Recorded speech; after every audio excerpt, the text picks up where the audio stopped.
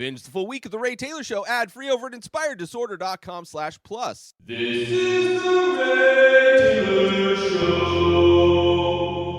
Welcome to Top 5 from The Ray Taylor Show, where each week I rank movies in a variety of categories, and this week I'm doing TV show episodes in a variety of categories, from franchises and subgenres to directors and actors, no film, and sometimes TV show episodes. Go unwatched as I break down my top 5 picks. So join me every Sunday for new episodes and get ready to dive into the world of film, and this episode TV, with Top 5 from The Ray Taylor Show. This episode is my top 5 episodes from Season 6 of Black Mirror, the Netflix series Black Mirror. It's a critically acclaimed television series, originally from the United Kingdom, and is now produced and distributed by Netflix, created by Charlie Brooker. The show offering a chilling and thought-provoking anthology and standalone episodes, usually each depicting a different story set in a near future or alternative reality. Yet this season breaks from that tradition. The series explores the dark side of technology and its impact on society, often reflecting our current world through a dystopian lens. Technology still plays a role in every episode, or at least has a loose definition of technology in each episode of this season. We get alternate paths in this season with advanced technology. We also get straight-up horror genre episodes. But still, it is a great season. Very dark, very depressing stories, as we are one to have in a Black Mirror season. But I think it's a very strong season. I've ranked my top 5 episodes in every season except for season 5, which only had 3 episodes in it, so I can't really do a top 5. Although I could do just a ranking of those. Maybe I'll do that. But what I will be doing after this eventually will be a top 5 Black Mirror episodes in totality. Out of every episode of Black Mirror, I will go back through and see what my top 5, all-time top 5 are. But for this one, it is only Season 6, the most recent season. And I'm a fan of this season. I am a fan of this show, and I am all for the evolution of the show, as Charlie Brooker wants to evolve the show, change it, expand it out past just sci-fi. I am all for it. I enjoy anthology shows in general. I enjoy shows similar to this, like Room 104, like The Twilight Zone, all of those things I am a fan of, and whatever Charlie Brooker wants to do, I am on board for it. So if you enjoy speculative fiction, dystopian narratives, and thought-provoking social commentary, Black Mirror is a must-watch series that will change your perception and leave you pondering the implications of our technology-dominated lives. This show will include spoilers. This top 5 will include spoilers for each episode from Season 6 of Black Mirror. So, if you don't want to be spoiled, you can fast forward to the very end where I recap my list. But other than that, I am going to be... There's 5 episodes. Every episode will be talked about on this podcast, and as I rank them, and as I talk about each episode, I will be spoiling each episode. So, spoiler warning from here on out for Season 6 of Black Mirror.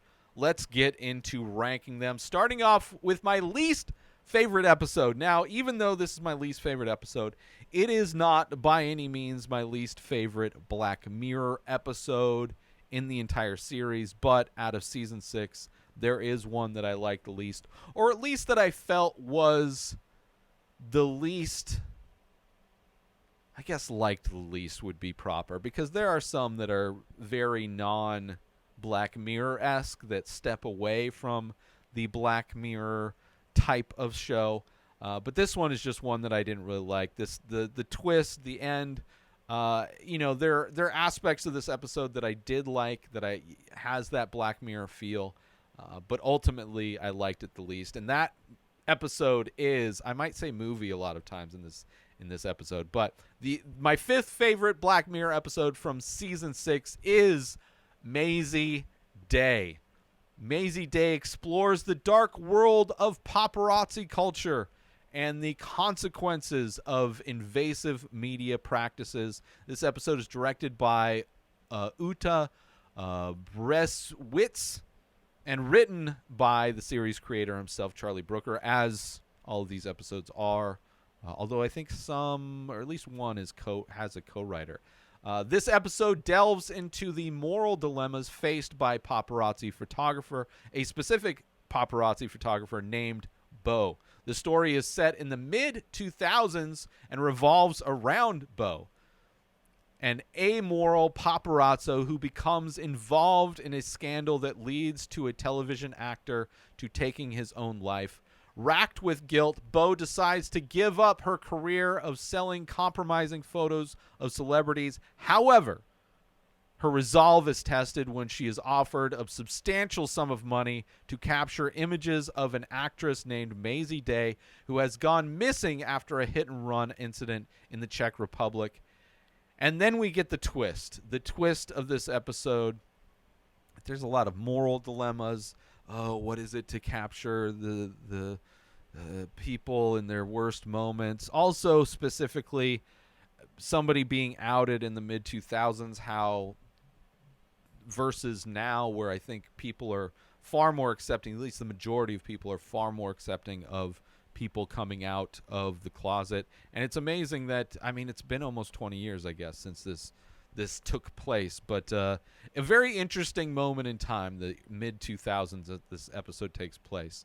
But the twist of this is that when she goes to take these pictures, to her surprise, Bo discovers that Day has been bitten by a werewolf and is hiding out of fear of harming others. Seemingly went to go to this special doctor to get off drugs, like as some kind of rehabilitation type of a thing, but we find out instead that it is because she was bitten by a werewolf and is turning into one herself. So a twist I did not see coming, and a twist that, while being interesting, kind of derails a lot of the ideas I thought this episode was about in a lot of ways. The situation takes a dark turn as the paparazzi invade Day's room and start taking invasive photos of her during her transformation into a werewolf. In a tragic turn of events, Day commits suicide while Bo callously captures the moment with her camera. The episode features a talented cast, including Zazie Beetz as Bo, Clara Rugard as Maisie Day, and Danny Ramirez as in supporting roles. Maisie Day explores themes of exploitation, guilt, dehumanizing effects of the media, and the moral boundaries crossed in the pursuit of sensationalism. Maisie Day presents a dark and unsettling vision of society, forcing viewers to confront the ethical dilemmas and consequences that arise from our obsession with the celebrity culture and invasive nature of media intrusion. This episode, no sci-fi elements, definitely horror elements with the werewolf, obviously, but does, in every episode, for the most part, involves tech on some level. So this does involve a lot of older tech, cameras that use flashcards, compact flashcards, which you really don't see. She's using an older laptop. You have the iPod Shuffle makes an appearance in this.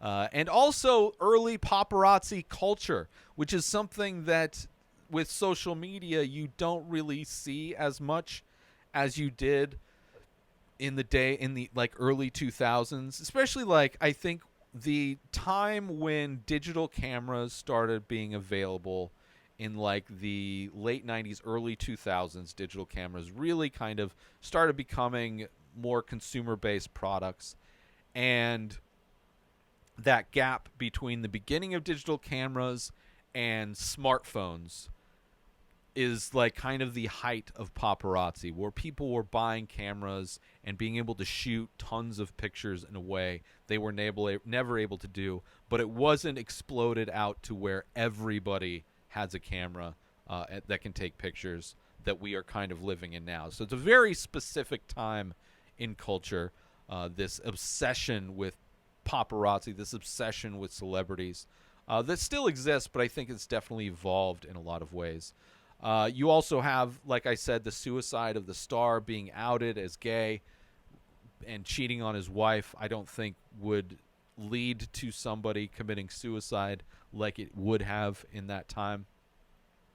Also, the episode kind of exploring that parasitic nature of the media, of people in the media, and how easy it is to exploit the trauma of others rather than help people, as we see at the end of this episode, which is a very sad episode ultimately.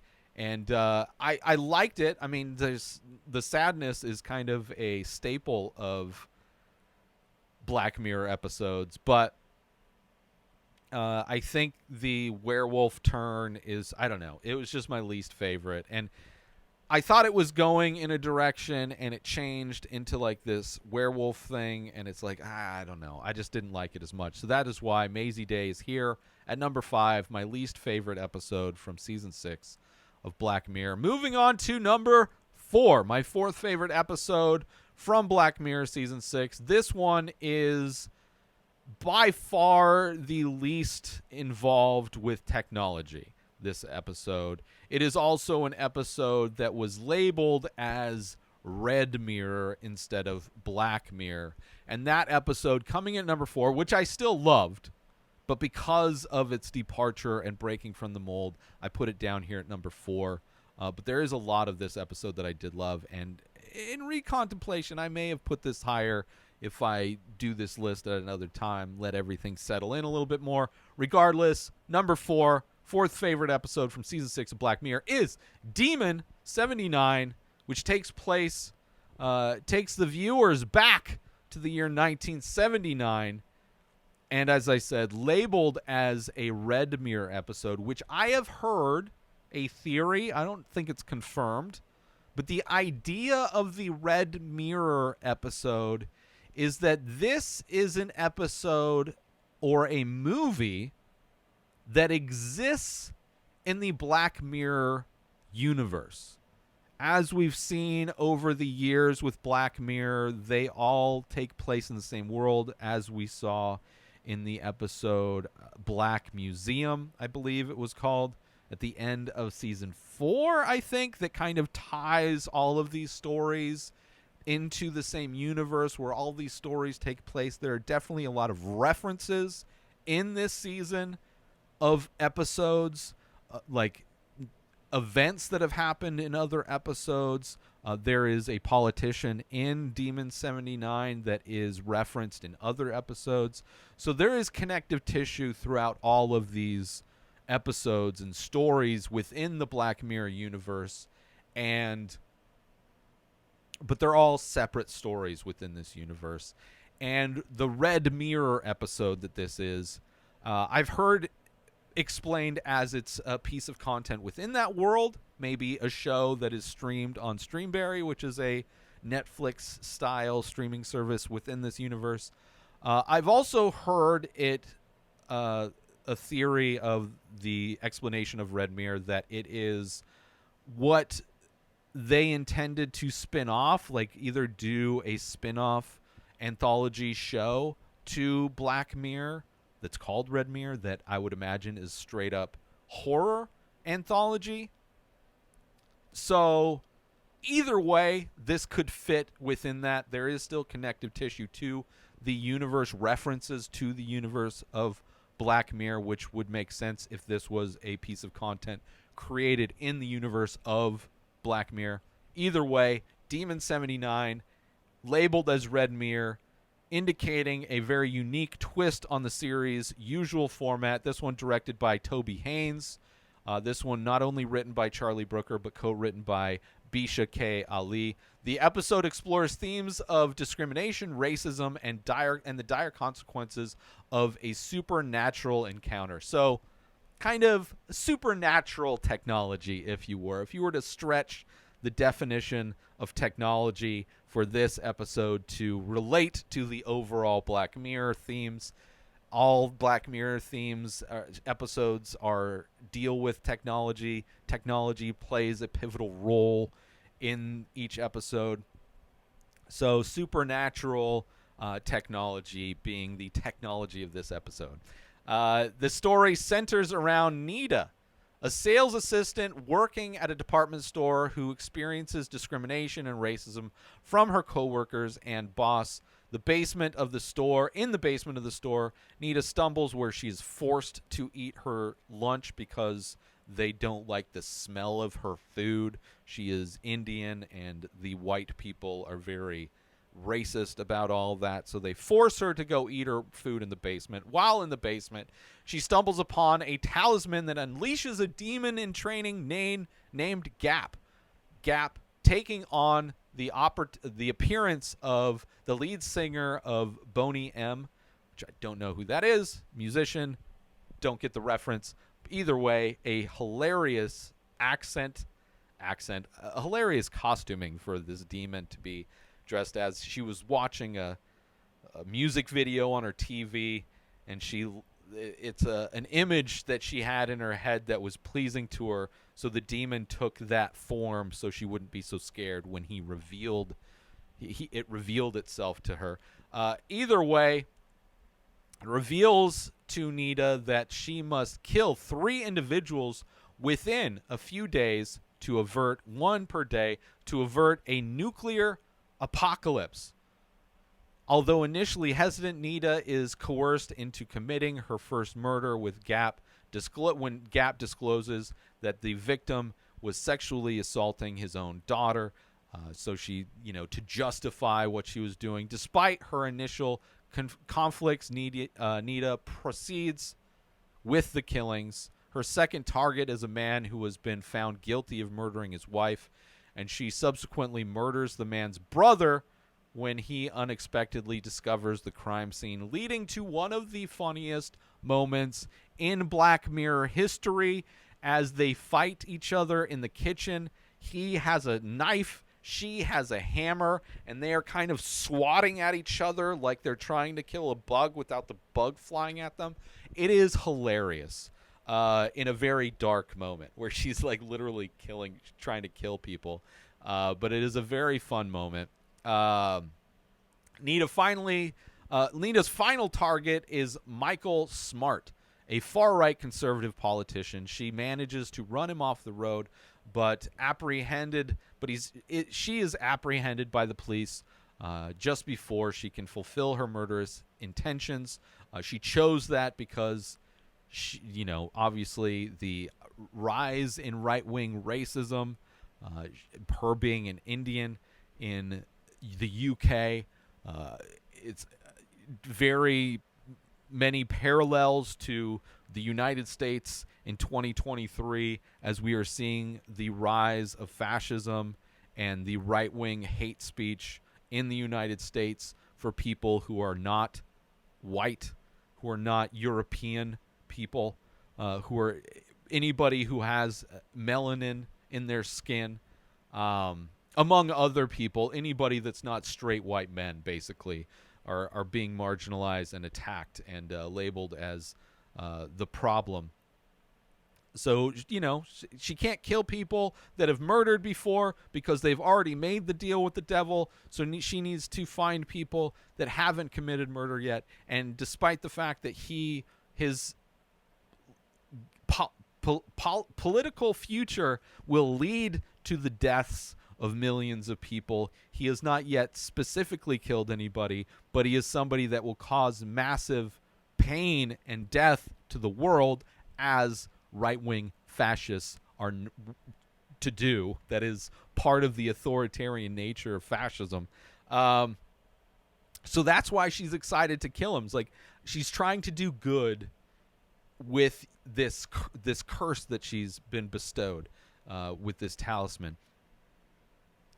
but she gets arrested, and it's a great moment where she's arrested, placed in an interrogation room, and there's this moment where, as the audience, you are unsure if, which kind of is something you thinking about, that maybe it's all in her head.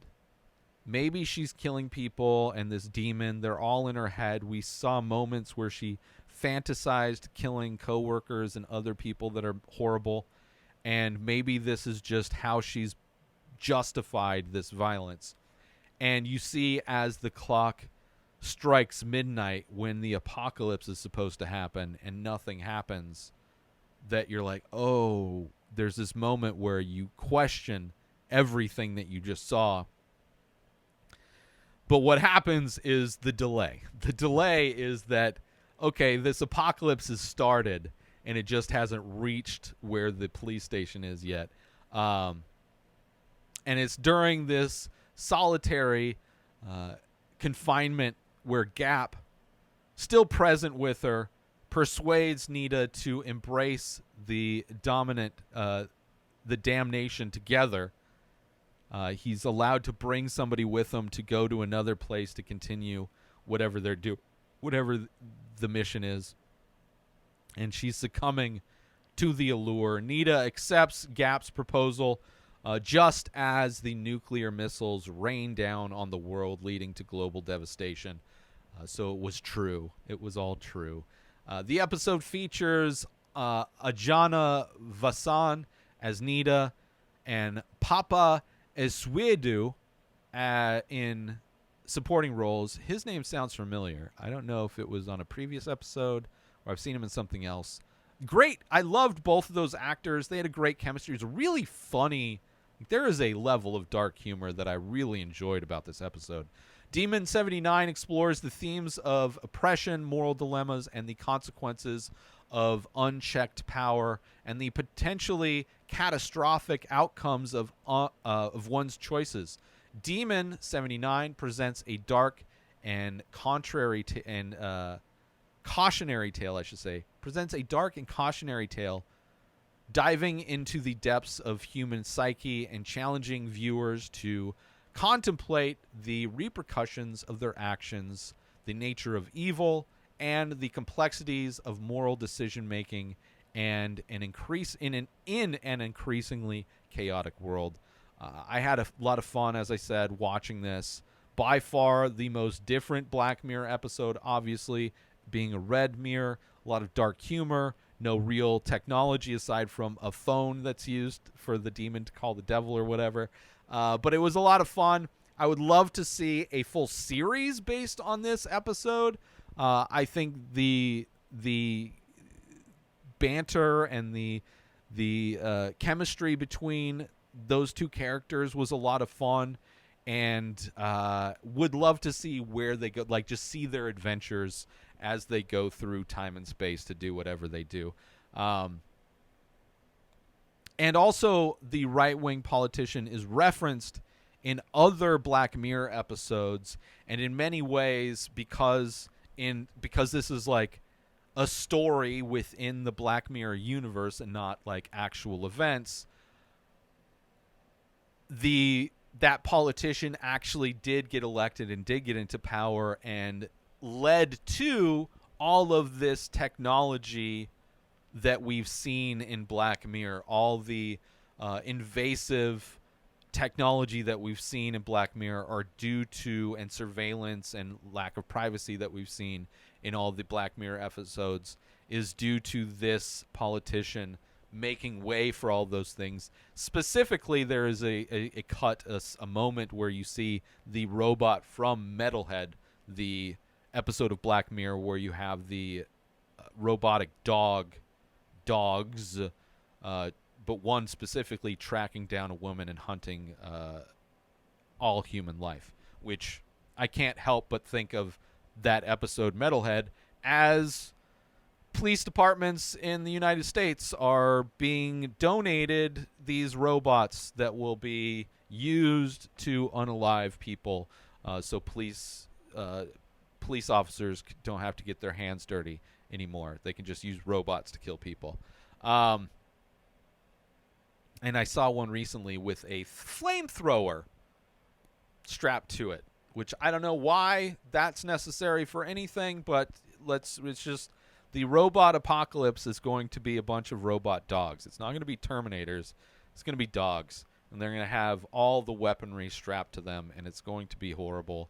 And regardless, I did really enjoy this episode, but because it is so different and because the other ones I just liked a little bit better. But coming in number 4, still a great episode, is Demon 79. Let's take a quick break from this episode to talk about Attention all Ray Taylor Show fans! We're excited to announce we've just released a line of exclusive merchandise featuring original artwork inspired by the show. Our high-quality shirts and biodegradable phone cases are a perfect way to show your support for the show and make a great gift for any fan. Plus, with each purchase, you'll be helping us continue to bring you great content. So don't wait. Head on over to inspireddisorder.com now and check out the full collection. Thanks for listening, and we hope you'll show your support by grabbing some Ray Taylor Show merchandise today. And now, let's get back to the show.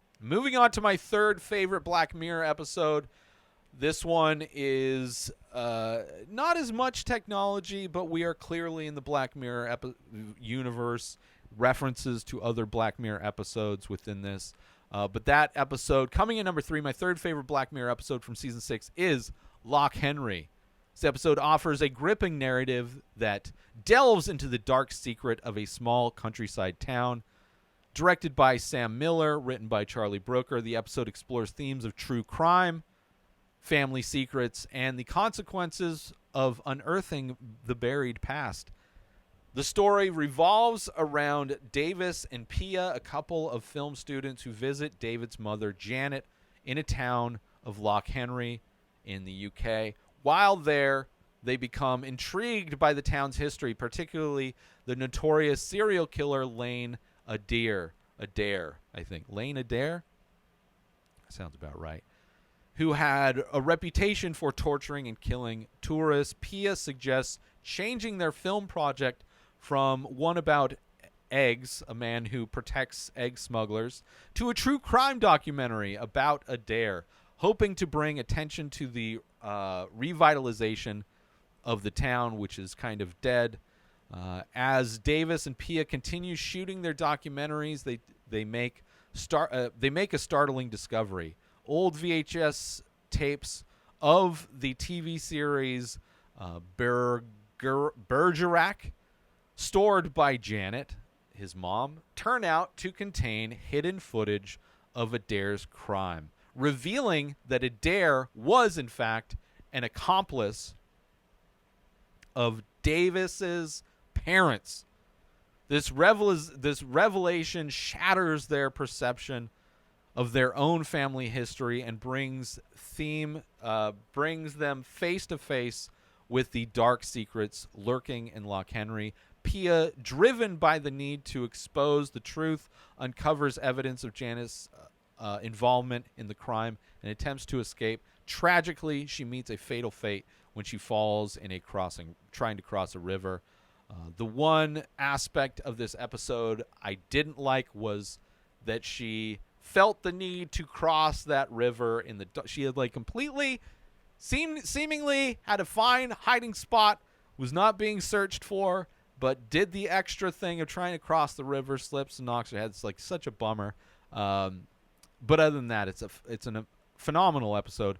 Fearing the exposure of her role in the crimes, Janet leaves behind the VHS tapes, all of the evidence she had for Davis, along with a note, and takes her own life. Years later, the true crime documentary created by Davis and Pia is successfully released on Streamberry, the popular streaming service in the Black Mirror universe, gaining critical acclaim and even winning a BAFTA award. The success of the documentary brings the town of Loch Henry, brings joy to the town of Loch Henry, along with a lot of tourists. But Davis is left traumatized by the the revelation and the weight of his family's dark past. After the BAFTA ceremony, alone in his hotel room, he revisits his mother's suicide note, which simply reads, "For your film, Mom." The episode features a talented cast including Samuel Blenkin, Mihila Harold, Daniel Portman, John Hannah, and Monica Dolan. Loch Henry offers a haunting exploration of hidden secrets, the consequences of uncovering them, and the complex dynamic of family relationships. Loch Henry delves into the psychological and moral implications of technology and human nature, leaving the viewers with a chilling and thought-provoking experience that challenges their perceptions of truth, trust, and the dark aspects of human behavior. Aside from my tiny issues with this episode, it was so good, highlighting the culture of true crime as well, and how tragic the love of that, like the love of tragedy, is in many ways tragic, while also delivering a great twist that I didn't see coming. And such a bittersweet and tragic end, as so many Black Mirror episodes are. But it was, the question of, was it all worth it? Was all of this success worth it? A lot of great performances, and a lot of great references as well to other Black Mirror episodes. While they're being nominated for their BAFTA as a documentary series, there was another series called about a pedophile ring that is, I believe, a reference to the episode from season 3 called Shut Up and Dance, where the kid is being blackmailed and being told to accomplish all of these tasks, and meeting other people that have also done things that are told to do these tasks, and ultimately everybody gets exposed anyway. Another brutal episode, but I think that documentary is in reference to that episode. There's a documentary again from season 3, or in reference to an episode from season 3, about San Junipero. And I think there was a third one that was in reference to the very first Black Mirror episode, the national anthem, I believe, as well. So a lot of fun little references, little Easter eggs in this episode. Great episode, brutal episode. Not really, again, I mean, the technology involved is them digitizing these VHS tapes, and in that process, she uncovers the VHS tape that exposes his family.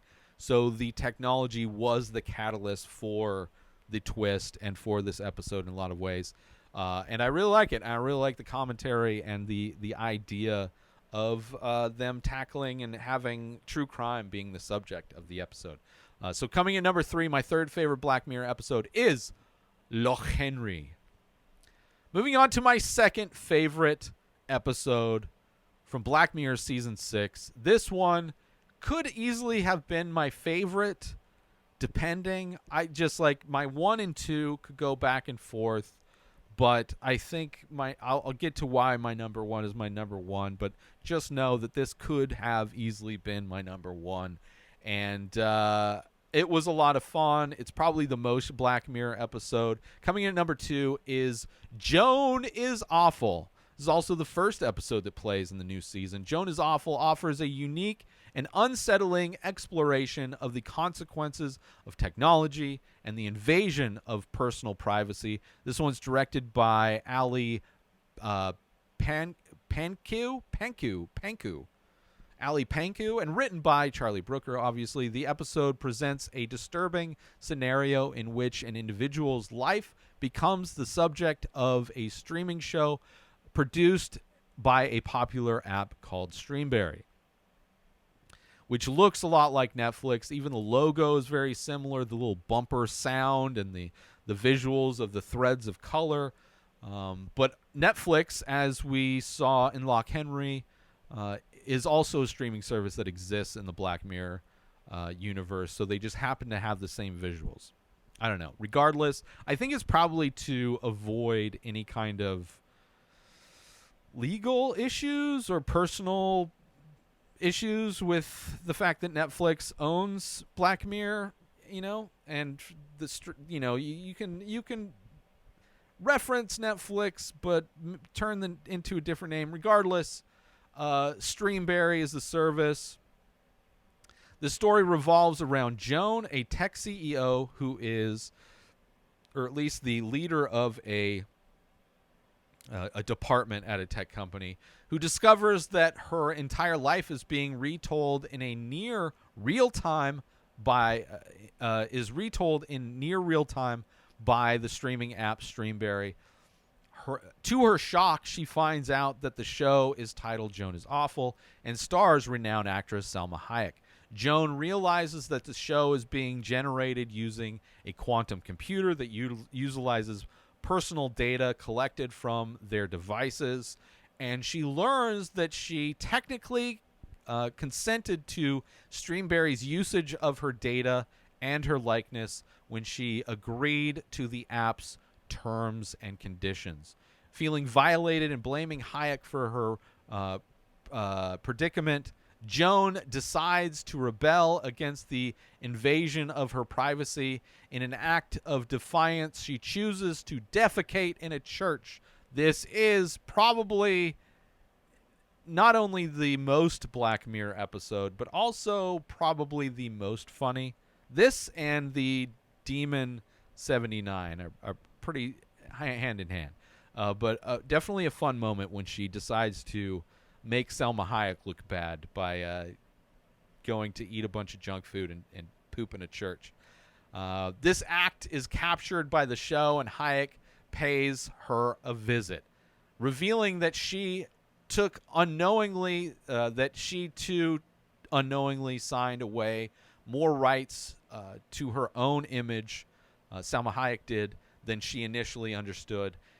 In a bold move, Joan and Hayek decide to break into Streamberry's offices with the intention of destroying the quantum computer responsible for creating the show. However, this is where a great premise gets layers and just exploded my brain. However, they discover that they are actually trapped in a simulated reality where Joan is portrayed by actress Annie Murphy. Like, the reality we think we're in is actually a simulation of a simulation. Despite the revelation, Joan remains determined to put an end to the manipulation and destruction caused by the technology. Together, Joan and Hayek manage to destroy the quantum computer, which is a great scene with one of the many with the great cameo of Michael Cera, describing that you're not even the base. This is an actual reality. That's why I'm Michael Cera playing this character. It's a very amazing scene. It is a very amazing scene when the realization that they are only a simulation of a simulation, and that there's just levels of simulation. But they destroy the quantum computer, reverting reality to its source level. In the aftermath, the real Joan is depicted as a young coffee shop owner. She and Murphy find themselves placed under house arrest for breaking into Streamberry's offices and causing property damage. The episode features a talented cast, including Annie Murphy, Salma Hayek, Michael Cera, Hamish Patel, Avi Nash, Yumni Masaku, Lolly Adefope, Rob Delaney, Ben Barnes, Jared Goldstein, Jabuki Young White, Ayo Adebriri, and Cameron Farmer. Whew, boy, I brutalized a bunch of those. Hopefully the simulation of me recording this did a lot better. Joan is Awful explores the themes of privacy, consent, and the ethical implications of data collection and manipulation in a thought-provoking and unsettling manner, as well as AI-generated content.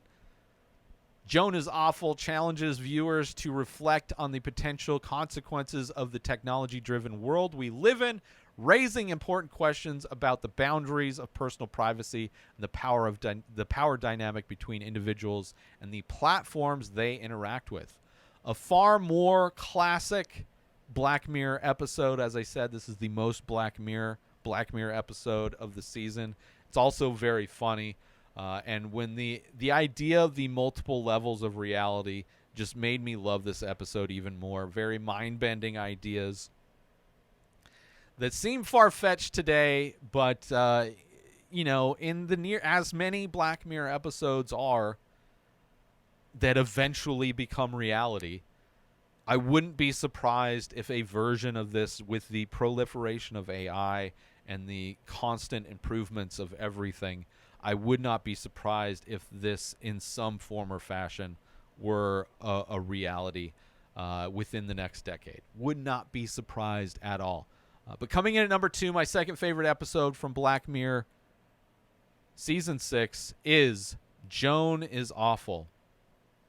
Great episode. Great episode. Let's take a quick break from this episode because I want to promote. Are you looking for a way to take your love of The Ray Taylor Show to the next level? Look no further than Inspired Disorder Plus. As a member, you'll get access to a whole host of amazing perks, including the full week of shows, ad-free in both audio and video versions, a live painting archive, early access to the many faces, members-only discounts and deals, a podcast back catalog with over 600 episodes. But that's not all. As a member, you'll get access to my personal blog as well as my creative writing. You'll also get the chance to ask me anything you want. With all of these benefits and more, Inspired Disorder Plus is a must-have for any fan of The Ray Taylor Show. So don't wait. Go sign up now. Head on over to inspireddisorder.com/plus and start enjoying all of the amazing perks of the membership. And now,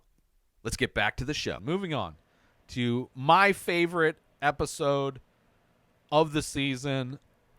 It's a great, dark, disturbing episode. If you're following along, you're paying attention, you know what this episode is anyway. So let's get into it. My favorite episode of Black Mirror Season 6, number 1, is Beyond the Sea, Somewhere Waiting for Me. Beyond the Sea presents viewers with an alternate history scenario set in 1969. This is directed by John Crowley and written by Charlie Brooker. The episode explores themes of identity, isolation, and the dark consequences of technology. In this alternate reality, astronauts Cliff and David are on a 6-year deep space mission. To cope with their prolonged separation from their families, they use mechanical replicas of their bodies on Earth, allowing them to spend time with their loved ones. However, the idyllic arrangement takes a dark turn when David's replica, along with his family, is brutally murdered by a cult. Devastated by the loss, David becomes reclusive and falls into a catatonic state. Witnessing his friends suffering, Cliff and his wife Lana make a decision. They allow David to return to Earth using Cliff's replica, his replica body, hoping that the experience will help him find solace and healing. However, as David reacclimates to life on Earth, he becomes increasingly attracted to Lana, who is Cliff's wife. Lana rejects his advances and insists that his visits must stop after he strikes their son for defacing his painting of Cliff's family home. The tension between David and Lana escalates when Cliff discovers David's new drawings of Lana, leading to accusations of infidelity and assertion that Cliff doesn't appreciate his family enough. Cliff confronts David, revealing that Lana is disgusted by him and forbids him from using his replica, Cliff's replica body, any longer. In a desperate act, David manipulates Cliff into embarking on an emergency spacewalk repair, allowing him to use Cliff's replica again to return to Earth. Once there, David carries out a horrifying act of violence, murdering Cliff's family. Upon his return to the ship, Cliff is horrified by the tragedy that is unfolded. He discovers David waiting for him and for him at their little lunchroom and offers him a seat. This episode features amazing acting by the cast: Aaron Paul, Josh Hartnett, and Kate Mara. Aaron Paul plays Cliff. Josh Hartnett plays David. Aaron Paul as the replica, having to portray the character of both characters, David and Cliff, is a great. It really highlights Aaron Paul's ability to act. Also, being able to see Josh Hartnett, who we haven't seen in forever. Love seeing Josh Hartnett in this. I think he is great as well. Beyond the Sea delves into the psychological impact of extended separation, the complexities of human relationships, and the ethical implications of replicating identities through technology. Beyond the Sea offers a dark and thought-provoking exploration of the potential consequences and moral dilemmas that arise when technology intersects with human desires and emotions. Great performances, as I say, Aaron Paul playing two characters, basically. I would love to see a full movie using this tech, this idea, this ability. Like, when this episode first starts and David's character goes to the movie with his wife and two kids, and in the lobby, other patrons approach him and treat him like a movie star in a lot of ways, and touch him like he's an alien in some way. Like, oh, you're so real. Like, there is a very weird interaction there. And when you see that they're actually robots, that while in space, these people are able to beam their consciousness down to Earth and live in these robot bodies on Earth, is such a great idea. Such a great idea. So I'd love to see a full movie using this idea, fleshing out this idea. I thought this movie was going to go, or this episode was going to go one way. It went a complete other way. Great to see Josh Hartnett, as I mentioned, who has serious Harrison Ford vibes as an older man. Definitely, like, has a very Harrison Ford look to him. Apparently Josh Hartnett is having a renaissance. There is a Hartnettissance happening where he is going to be in a bunch of things coming up. It seems like it's been a while since we've seen him in anything. Apparently this is the tip of the iceberg, the tip of the spear for Josh Hartnett being in a lot more projects, which I am all for. I enjoy his presence in movies, his performances in things, and it was great to see him in this. As I said, the story didn't go exactly where I thought it would go. Like, after David's family is killed and Cliff offers him to use his replica, I thought he was going to use his replica to go kill the cult members, right? I thought it was going to be a revenge film. And then when the episode goes to him making advances on Cliff's wife and then being rejected and told he can't use the replica anymore, I thought he was going to kill Cliff in some way, like have a 2001 Space Odyssey accident outside, right? There was an accident and he got thrown into space or whatever, or his suit failed or whatever it is, but not telling his wife. So I don't know how they would work that out, but that was the other thing that I thought might happen, where he's just going to exist as Cliff for this 6 years while they're on this mission. Neither of those things happened. Was not expecting David to go back and kill Cliff's family so he can feel what it's like. Very dark turn that I was not expecting at all. And there was one conceptual issue that I heard talked about this episode, but after thinking about it, I can see why they set things up. But the issue that I heard that I thought was interesting when I heard it was that it didn't make sense why they would send the humans up to space and leave the replicas back on Earth. Like, if you can just remotely go and do the work in space, why would they even send them in the first place? But then in reconsidering that idea, I thought that it kind of makes sense, because what if, like, the number one goal is for this space mission to be completed. The added benefit is that they have this ability to beam into these robots back home and exist at home in shifts while they're still up in space. And it wouldn't make sense for a business, whoever's in charge of this deep space travel, to take the risk of the technology that allows them to beam for that, if that were to fail for the astronauts, if they are still on Earth. If they couldn't beam themselves to the spaceship, they wouldn't be able to do their mission. And the mission, I would assume, is the number one goal. So it does, in reflection, like when I heard that, I was like, oh, yeah, why wouldn't the humans stay on Earth and use the replicas in space? But that assumes that the technology that beams them works 100% of the time. And if it ever were to fail, the people funding this space mission would prefer it fail with the people still in space and just them not being able to beam home for recreational purposes. Either way, I love the technology. I would love to see this, like we've seen in so many, like, just movies and TV shows since Black Mirror has started many years, over a decade ago, 20 years. I don't know how long it's been going on.